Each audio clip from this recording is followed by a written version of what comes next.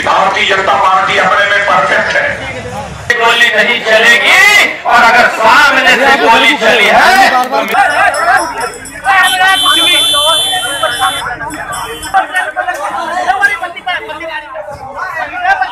तो परशुराम की भूमि है। महाराज जी भगवान परशुराम ऐसा कहते थे और ब्राह्मण थे कि अग्रस्य चत्वारो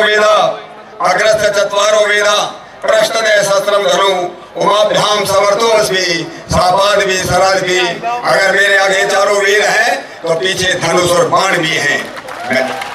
मैं वाणी से भी और बाणों से भी दोनों प्रकार से समर्थ हूँ। और ऐसे ही हमारे प्रदेश के माननीय मुख्यमंत्री योगी आदित्यनाथ जी हैं जो वाणी से भी और ताकत में भी। ऐसे मैं उनको कहता हूँ वो मेरे धर्मगुरु भी हैं और राजगुरु भी हैं। नारे लगाकर स्वागत किया है, लेकिन भारत की परंपरा और शिष्टाचार का तकाजा भी है कि स्वागत और सलाम दुआ कभी एकतरफा नहीं होना चाहिए।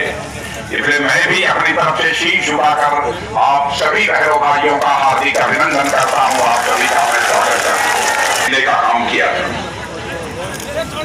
आपने मेरी बात को रखा, मेरी जुबान को रखा।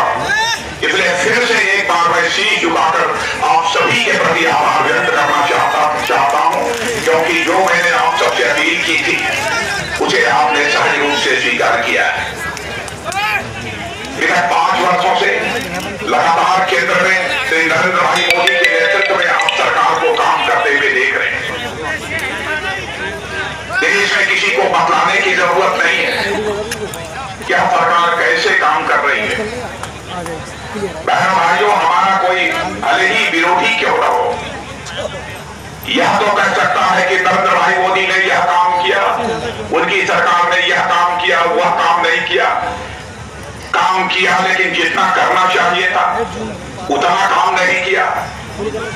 इस पर तो बात हो सकती है, लेकिन इतनी बात मैं दावे के साथ कह सकता हूं बहनों भाइयों, भारत ही नहीं दुनिया का कोई व्यक्ति मुझे उठाकर नहीं कर सकता कि हमारे प्रधानमंत्री नरेंद्र भाई मोदी के दामन पर कोई भ्रष्टाचार की दाग लगी हुई हो या कोई नहीं।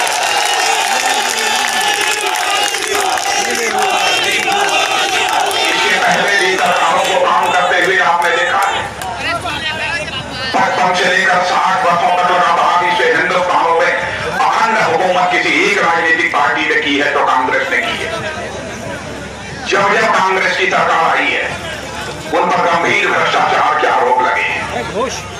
लेकिन बहनों भाइयों, भारतीय जनता पार्टी की सरकार पर, चाहे हमारे केंद्र की सरकार रही हो तो उत्तर प्रदेश की सरकार रही हो, कोई नहीं कह सकता किसी मुख्यमंत्री ने या किसी प्रधानमंत्री ने कोई भ्रष्टाचार किया हो। मैं भूल नहीं सकता आदरणीय अटल बिहारी वाजपेयी जी को, किन परिस्थितियों में वह भारत के प्रधानमंत्री बने थे।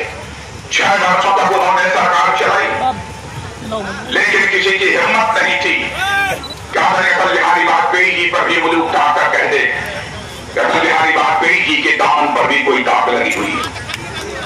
जहां तक उत्तर प्रदेश का सवाल है, यहाँ पर आप लोगों ने श्री कल्याण सिंह जी की भी सरकार को काम करते हुए देखा है, राम प्रकाश जी को भी मुख्यमंत्री के रूप में काम करते हुए आपने देखा है, मुझे भी देखा है, और आज हमारे योगी आदित्यनाथ जी को काम करते हुए देख रहे हैं।